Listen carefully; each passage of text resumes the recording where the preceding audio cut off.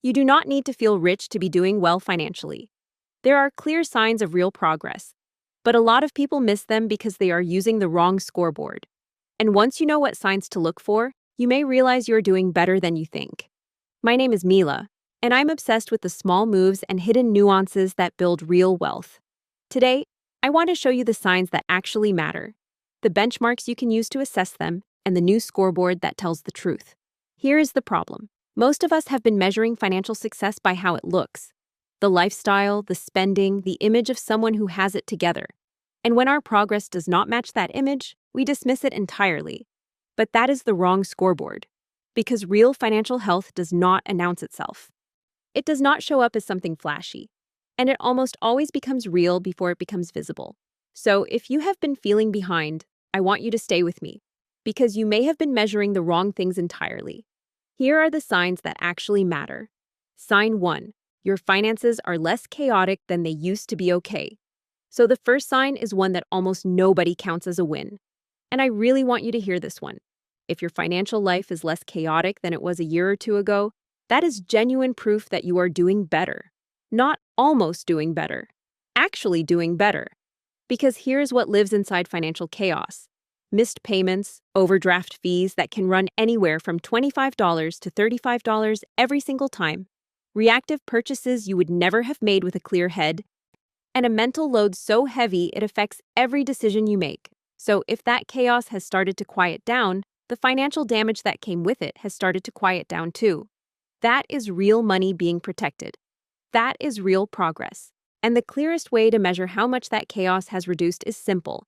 Do you know your numbers? Not perfectly, just roughly. Can you sit down right now and say your rent is $1,200, your utilities run about $150, your subscriptions are around $80 a month? Because that number, your real monthly essential expenses, is the most important number in your financial life. It is your foundation. It is what you are protecting every single month. And knowing it, really knowing it, is not the bare minimum. For a lot of people, it is a genuine achievement that took real time and intention to build.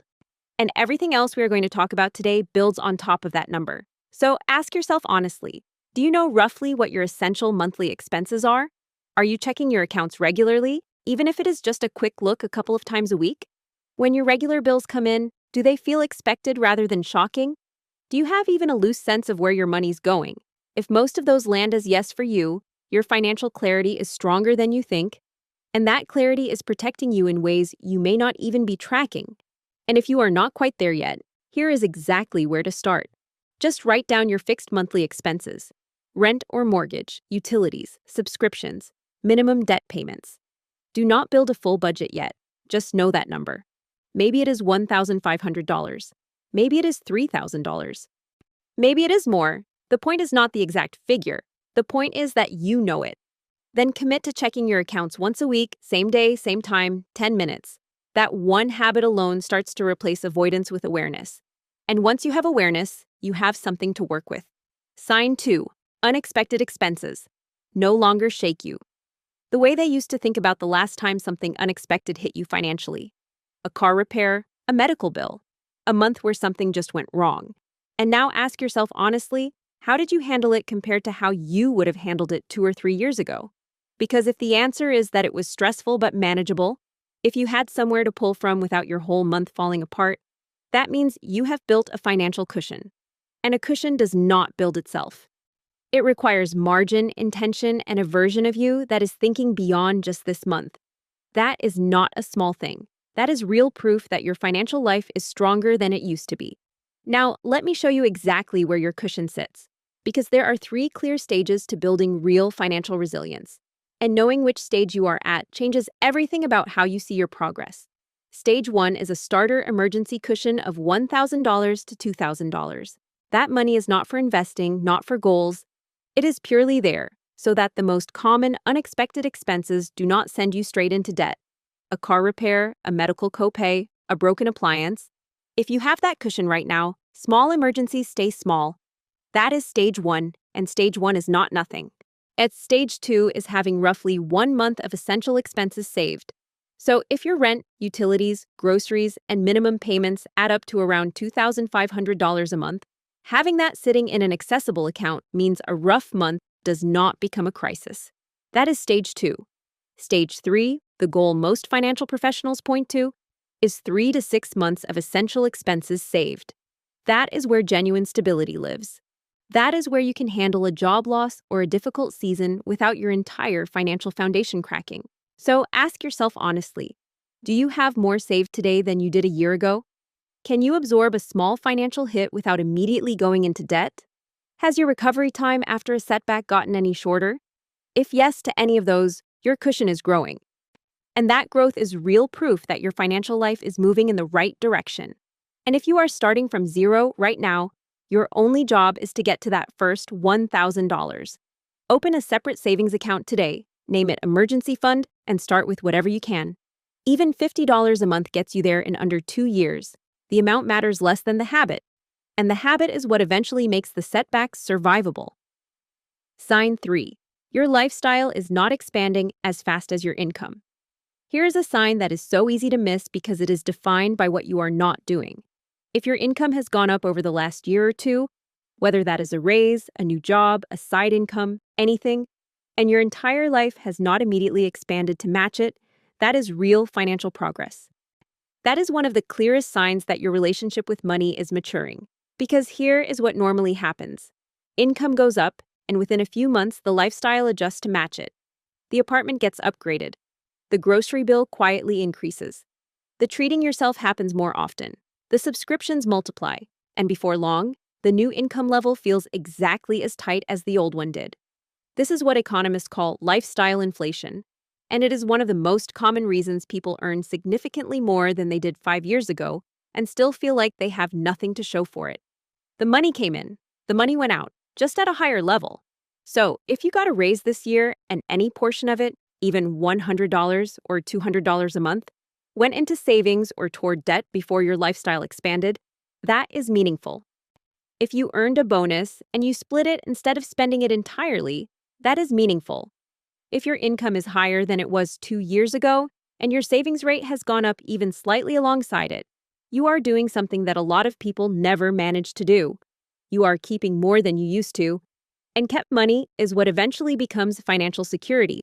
So ask yourself honestly, when your income has increased, has any of it stayed with you? Do you have more going into savings or investments today than you did when you were earning less? Is your monthly surplus, the gap between what comes in and what goes out, any wider than it was before? If yes, even slightly, that is proof that your income is starting to build something instead of just funding a bigger version of the same month. And if you are not there yet, here is a simple way to start. The next time your income increases, a raise, a bonus, any increase at all, before you adjust your lifestyle, automatically redirect at least 50% of that increase directly into savings or debt payoff. You will not miss what you never adjusted to spending. And over time, that habit is what turns income growth into actual wealth building. Sign 4. You care less about looking rich than you used to. If you are no longer impressed by the performance of wealth, the bags, the trips, the lifestyle content, and you are more focused on what is actually in your account, that is not boring. That is growth.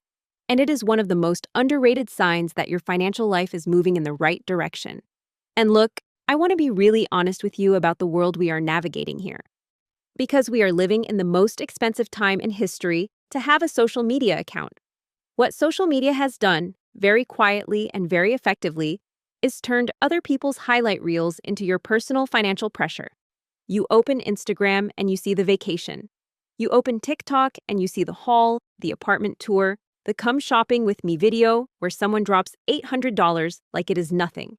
And your brain, because this is just how human psychology works, starts to process all of that as normal, as the standard, as what doing well actually looks like.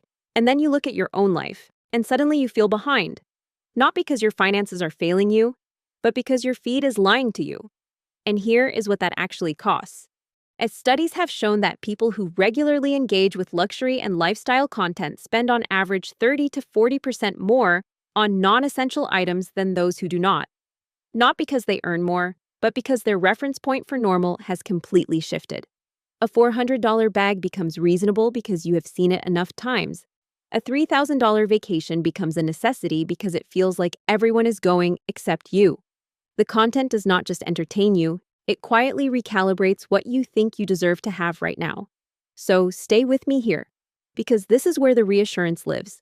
If that pull is quieter for you than it was a year ago, if you are making more decisions based on what your actual financial life needs rather than what looks good from the outside, you are not playing the fake rich game anymore.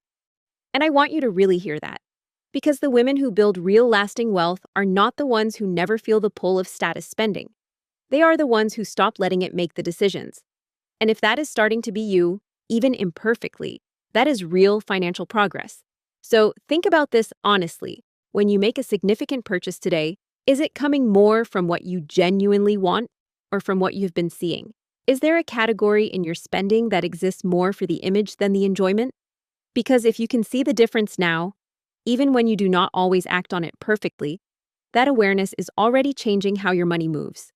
And if you are still working on this, here is where to start. First, unmute or unfollow 5 accounts that consistently make your life feel like it is not enough, just for 30 days, and see what shifts. Second, before any non-essential purchase over $100, ask yourself one question. Would I still want this if nobody could see that I had it? That question alone will save you more money than most budgets ever could. Sign 5. Your debt is getting lighter, not quietly heavier. If you are paying more than the minimum on any debt right now, any debt at all, I want you to hear this clearly. That is not a small thing. That is one of the most concrete signs that your financial life is genuinely moving forward, because it means you have margin. It means you have intention.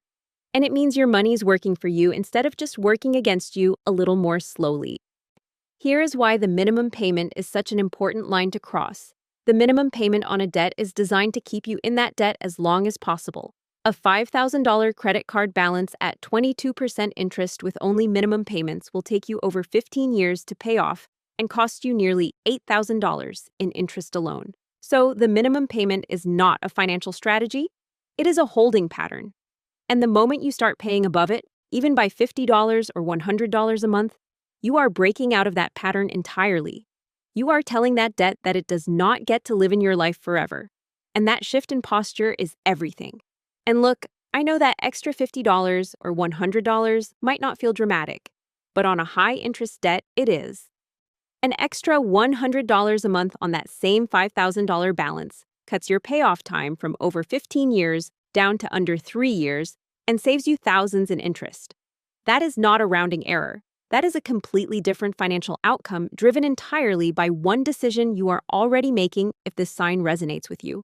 So ask yourself honestly, are you paying more than the minimum on anything right now? Has your total debt gone down at all over the last year? Do you have even a rough sense of what your debt is costing you in interest every month? If yes to any of those, you are doing better than you think. And if you are not there yet, start by just knowing your number. Write down every debt, the balance, and the interest rate. Then find one debt, ideally the highest interest one, and add just $50 extra to it this month, not forever. Just this month, and see how it feels to watch that number move. Because once you see debt actually shrinking, something shifts.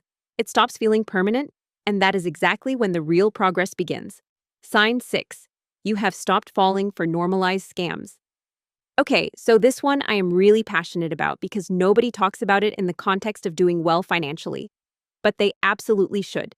If you have started questioning the financial products and services that everybody around you treats as completely normal, that is one of the clearest signs that your financial intelligence is growing. And I want to break this down because there are 3 specific things that are so normalized right now that most people never stop to question them. But quietly, they are costing people a significant amount of money every single month. The first one is subscriptions. And I know this sounds obvious, but stay with me because the numbers are actually shocking. The average person is paying for somewhere between 2 and 4 subscriptions they either forgot about or barely use anymore. At $10 to $15 a month each, that is potentially $40 to $60, leaving your account every single month for things delivering almost zero value to your life. Nearly $700 a year. And the reason it works so well is that $10 never feels significant enough to cancel in the moment. But collectively, silently, it absolutely is. So if you have audited your subscriptions recently, canceled anything you were not using, or even just become aware of what is coming out automatically every month, That is financial awareness showing up in a real and practical way. The second one is buy now, pay later. Services like Klarna and Afterpay have become so normal that they feel completely harmless. But here's what they are actually doing. They are taking a $200 purchase and making it feel like a $50 purchase. And that feeling, that reduced friction, is exactly what causes people to buy things they would never have bought if they had to pay the full amount upfront. And when you have 2 or 3 of those running at the same time, which is more common than you think, you have quietly committed hundreds of dollars of future income to things you have already consumed. That is not a payment plan. That is debt with better branding. So if buy now, pay later has started to feel less like a tool and more like a trap to you, trust that instinct. It is correct. The third one is store credit cards. They get offered at the checkout counter with a 20% discount on your purchase today, and they feel like a smart move in the moment. But store credit cards typically carry interest rates of between 25% and 30%, some of the highest in the entire industry. So if you carry even a small balance, that one-time discount disappears almost immediately and keeps costing you long after the purchase is forgotten. If you have stopped opening store cards at checkout or you have started paying yours off completely every month, that is a financially mature decision that a lot of people never make. So ask yourself honestly, do you know exactly what subscriptions are leaving your account every month? Have you used buy now, pay later recently? And do you know exactly what you still owe? Is there a store card in your wallet with a balance you have not fully dealt with? If you can answer those questions clearly, you are already ahead of most people. And if you want to take action today, start with one thing. Pull up last month's bank statement and highlight every single recurring charge. Then ask yourself for each one, am I getting enough value from this to keep paying for it? Most people find at least 1 or 2 they had completely forgotten about. Cancel those today. That one audit could put $50 to $100 back in your pocket every month going forward. Sign 7. More of your money is starting to build for your future. And this is the one I want to end on because this is where everything we have talked about today starts to become something bigger than just stability. If any portion of your money, even a small one, is now going toward your future rather than just funding your present, that is the clearest sign that your financial life has genuinely shifted. You are no longer just managing money. You are building with it. And I want to address something right away because I hear this all the time. A lot of women feel like they cannot call themselves investors because they are only putting away $50 or $100 a month, like the amount is too small to count. And I need you to hear this clearly. It counts. It absolutely counts. Because investing is not about the amount you start with. It is about the habit, the identity, and the time. $100 a month invested consistently in a simple index fund from age 30 grows to over $150,000 by age 60, assuming an average 8% return. That is not a lottery ticket. That is math, and it starts with $100 a month.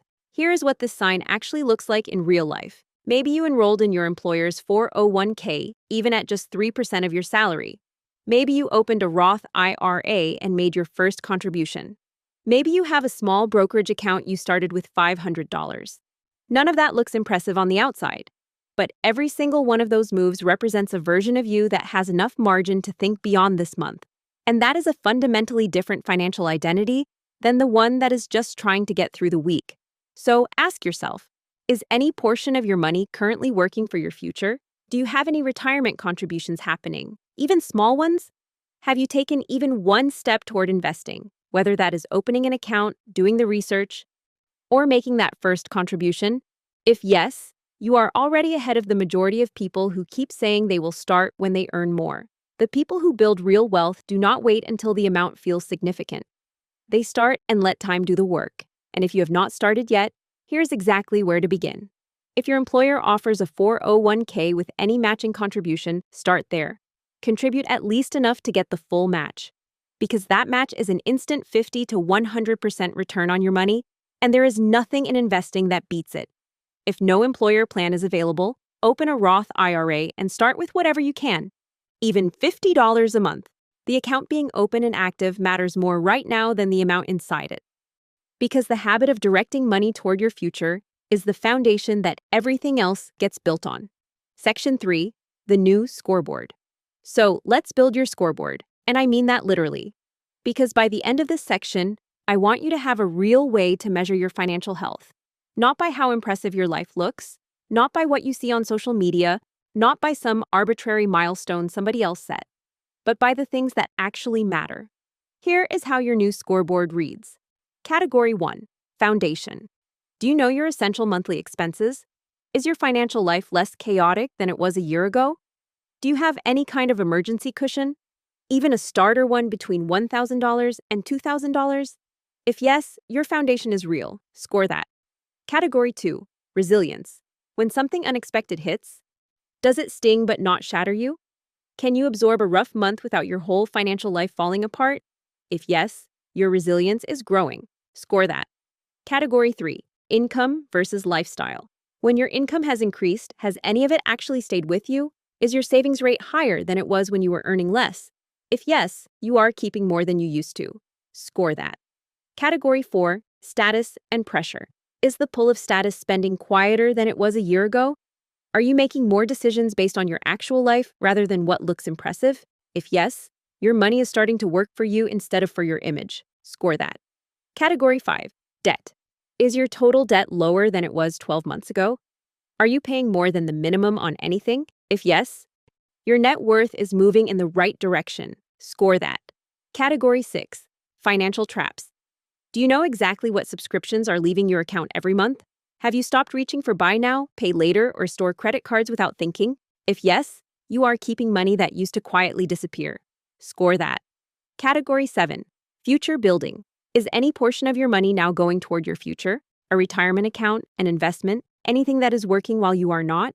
If yes, you have crossed one of the most important lines in personal finance. Score that. Now, look at your scorecard honestly.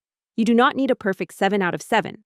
But if you are scoring 4, 5, 6 of those categories, even partially, even imperfectly, you are not behind. You are building.